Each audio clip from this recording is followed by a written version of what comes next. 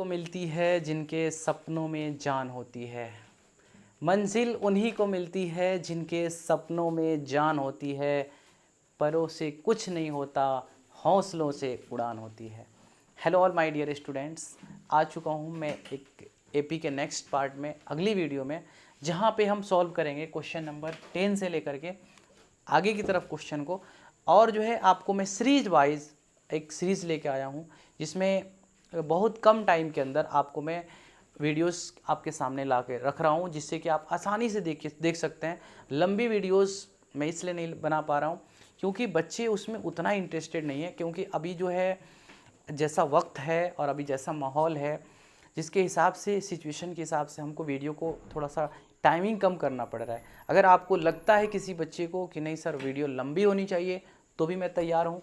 But शुरू करते हैं। एनीवे, ये क्वेश्चन नंबर 10 देखिए कितना सिंपल क्वेश्चन है। कह रहा है एपी का 17वां पद उसके 10वें पद से 7 अधिक है ना। इसमें आपको कुछ नहीं करना है। सबसे पहले ना आप इसमें प्रश्न से कर दो अकॉर्डिंग टू क्वेश्चन। प्रश्न से एपी का 17वां पद मतलब A17 उसके 10वें पद से यानी A10 प्लस 7, बस इतना ही कर देना है आपको बच्चों। इस क्वेश्चन में आपने क्या देखा कि सर A17 जो है ना A10 से आपको 7 ज़्यादा है। अब ना इसको सॉल्व कर देते हैं हम, कुछ नहीं करेंगे।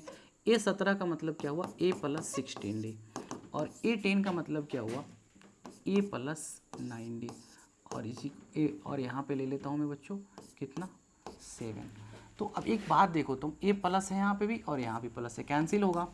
तो 16D और -16D और -9D इक्वल टू 7। इसमें से इसको जब माइनस करेंगे तो ये बचेगा आपको 7D और ये बचेगा 7। तो 7 से 7 आपको कैंसिल होगा, तो D की वैल्यू कितनी आ गई 1। यानी आपको यहाँ पे सार्व अंतर पूछ रहा था, यानी कॉमन डिफरेंस पूछ रहा था। तो आप सिंपली क्या करोगे, ऐसे लिख दोगे सार्व अंतर, यानी कि D की वैल्यू आ गई 1। ठीक है, होप ये क्वेश्चन आपको समझ में आया होगा। चलो नेक्स्ट क्वेश्चन की तरफ बढ़ते हैं हम, अगले क्वेश्चन की तरफ। हमारा अगला क्वेश्चन कह रहा है कि एपी का कौन सा पद उसके 54वें पद से 132 अधिक होगा। कभी भी पूछा ना कि कौन सा पद, आपको समझ लेना है, वहाँ पे n पूछ रहा है। तो फर्स्ट ऑफ ऑल हम ना A54 निकालेंगे। तो जैसा कि इस क्वेश्चन में है, तो आप ना इसमें दिया गया लिख दो। दिया गया, देखो दिया गया में हम क्या लिखेंगे, हमारा A बच्चों कितना दिया हुआ है 3 दिया हुआ है। अगर मैं D की बात करूँगा तो A2 माइनस A1 आप लिख भी सकते हो, नहीं तो आप डायरेक्ट 15 और -3 कर लो, कितना हो गया 12 हो गया।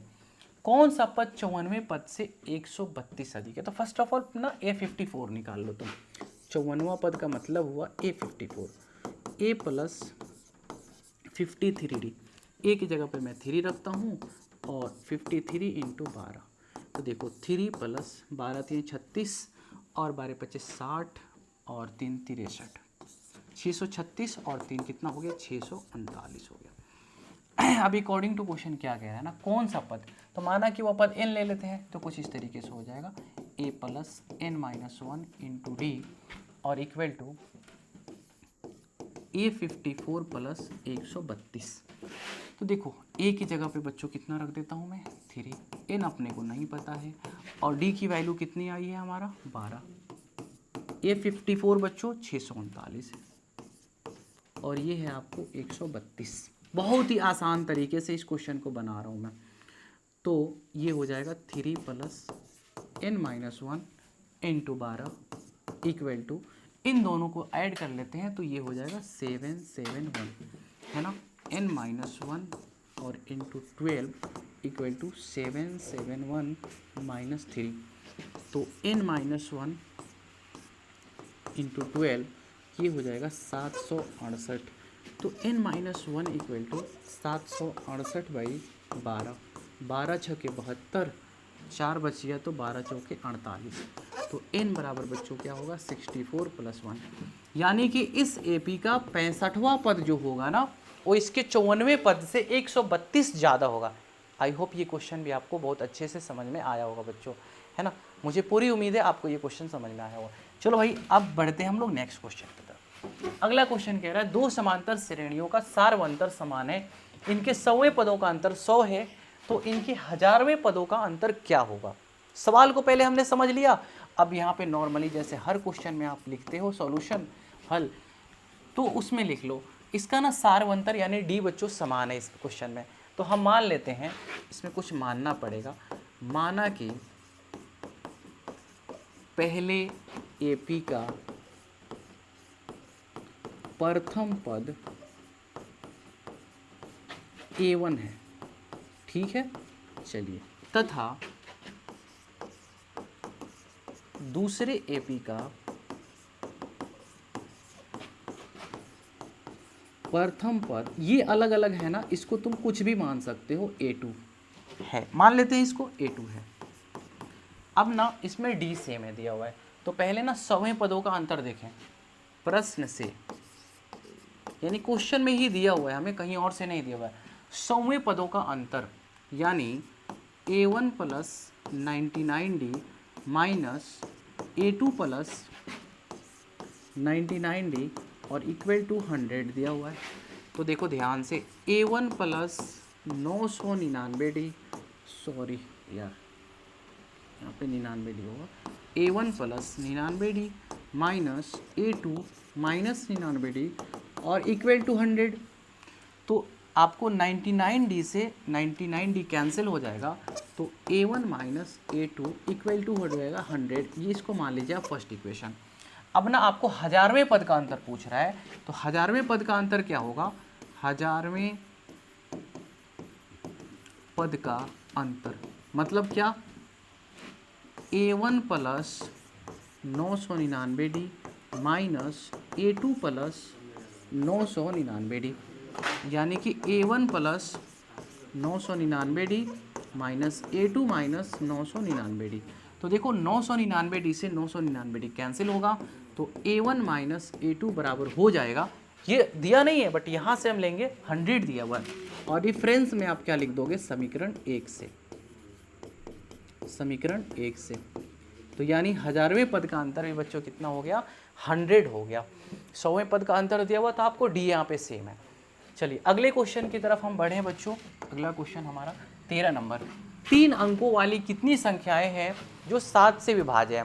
तो पहली बात मैं बच्चों से सवाल पूछता हूँ कि 3 अंकों की संख्या शुरू कहाँ से होती है। 3 अंकों की संख्या जो शुरू होती है बच्चों, वो 100 से शुरू होती है ना। तो सबसे पहले हम ऐसे जो नॉर्मली करते हैं ना बच्चों, आपको सिखा देता हूँ हर क्वेश्चन में। 3 अंकों से वाली कितनी संख्याएं लिखेंगे, 3 अंकों वाली 7 से विभाज्य संख्याएं। आप ये लिख लेंगे तो थोड़ा ज़्यादा बेहतर रहेगा, एग्जामिनर खुश हो जाएंगे आपकी कॉपी देख करके। तो 3 अंक की संख्या शुरू होती है 100 से, तो 100 तो 7 से कटेगा नहीं, 101, 102, 103 तक अजय नहीं कटेगा, है ना। 105 होगा, क्या होगा भैया, 105। 105 के बाद आ जाएगा 112, 119। अब लास्ट में जाएंगे हम, तो सबसे लास्ट जो टर्म होता है 3 डिजिट का, वो होता है 999। तो वो तो डिविजिबल नहीं होगा 7 से। फिर और बैक की तरफ आएंगे तो आपको सबसे लास्ट जो टर्म होगा बच्चों, वो 994 हो जाएगा। यहाँ पे हमारा एक एपी तैयार हो गया, मतलब कुछ इस तरीके से ए बराबर हो गया 105। डी की बात करता हूँ तो 112 माइनस 105 मतलब 7 हो जाएगा। और ए एन की बात करता हूँ बच्चों, तो ये हो जाएगा 994। आपको ना एन निकालना है। देखो क्वेश्चन में ही हमें क्या कह रहा है ना, 3 अंकों वाली कितनी संख्या है। कभी भी कितनी संख्याएं बोल दिया ना, तो आप समझ लेना मुझे ना एन निकालना है वहाँ पे। तो अब लगा दो भाई फॉर्मूले, इतने सारे क्वेश्चंस मैंने आपको बता दिए हैं। A plus N minus n-1 into D बराबर ए एन, ठीक है। चलिए अब जो है हम इसके जगह पे ए की जगह पे कितना रख दें, 105 प्लस n-1, और डी की जगह पे कितना हमने लाया है, 7 लाया है। ए एन की जगह पे 994 है, तो n-1 into 7 equal to 994 minus 105। तो n-1 इंटू 7, इसमें से जब आप माइनस करेंगे, 14 में से 5 गया 9 हो जाएगा, और ये 8 में से 0 गया 8, और 9 में से 1 गया 8, 889 हो गया। तो n-1 इक्वल टू 889 बट्टा 7। तो 7 से काटेंगे, 7 एकम 7, 7 दूनी 14, 7 सते 49, कुछ इस तरीके से n-1 इक्वल टू हो गया 127 और n की वैल्यू हो गई बच्चों 127 प्लस 1 यानी n की वैल्यू 128। यानी टोटल जो संख्याएं हैं 3 अंकों वाली जो 7 से कटने वाली विभाजित होने वाली हैं वो कितनी है भाई 128। आई होप ये क्वेश्चन भी आपको समझ में आ गया होगा। कंसेप्ट को समझना है, सेम क्वेश्चन आ भी सकता है, डिजिट यहाँ पे आपको चेंज हो सकता है। चलिए बच्चों अगले क्वेश्चन की तरफ हम बढ़ें। इस वीडियो की ये लास्ट क्वेश्चन है, फिर नेक्स्ट वीडियो में हम लोग आगे के क्वेश्चंस करेंगे, है ना। 14 नंबर क्वेश्चन देखें। सबसे पहले ना हम क्या करते हैं 10 और 250 के बीच, 10 और 250 के बीच 4 के गुणज, गुणज को इंग्लिश में बोलेंगे बच्चों मल्टीपल्स, मतलब पहाड़ा। तो सबसे पहली बात 10 के बाद जो 4 से कटने वाली या 4 का गुणज बात करें वो होता है 12, 12 के बाद बच्चों 16, 16 के बाद 20, 20 के बाद डॉट डॉट करके अब सबसे लास्ट में 250 तो नहीं है 4 का गुणज, 249 भी नहीं है, तो 248 हो जाएगा आपका यहाँ पे 248 ना। आपको यहाँ पे क्या मिल गया देखो, ए मिल गया आपको 12, डी की बात करता हूँ तो 16 माइनस 12 यानी कि 4 हो गया, एन की बात करूँ बच्चों तो 248 हो गया। तो तुम्हें ना एन पता करना है, यहाँ पे लगा दो भाई फॉर्मूले फिर वापस, A plus N minus 1 into D is equal to A N, है ना। ए की जगह पे मैं कितना रख दूँ 12, एन माइनस 1 और डी की जगह पे मेरा कितना आया 4 आया है, और एन है आपको 248 है।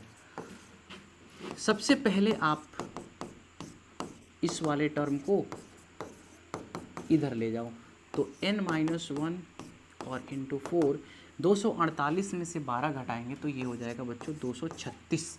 तो n माइनस 1 इक्वल टू हो जाएगा 236 अपॉन 4, है ना। 4 पच्चे 20 और 4 नवा 36, तो यानी कि n माइनस 1 इक्वल टू हो गया 59। तो n बराबर हो गया 59 प्लस 1 यानी n की वैल्यू बच्चों कितनी हो गई 60। आई होप ये क्वेश्चन भी आपको बहुत अच्छे से समझ में आया होगा। और जितनी भी वीडियोज आप देख रहे हैं मेरी, आपसे इतना रिक्वेस्ट है कि अगर आपको ये वीडियो अच्छी लग रही है तो आप ज़रूर लाइक करिए, अपने दोस्तों तक पहुँचाइए, और मेरी हिम्मत अफजाई के लिए आप ज़रूर कमेंट बॉक्स में कुछ लिखिए, अच्छी है वीडियो या ख़राब है। कमियों को भी बताइए, अच्छाइयों को भी बताइए, और अगर किसी भी तरह का इम्प्रूवमेंट की ज़रूरत है तो ज़रूर बताएं। You are most welcome, your suggestions are most welcome. और जो है मिलते हैं बच्चों नेक्स्ट वीडियो में, तब तक के लिए थैंक यू सो मच।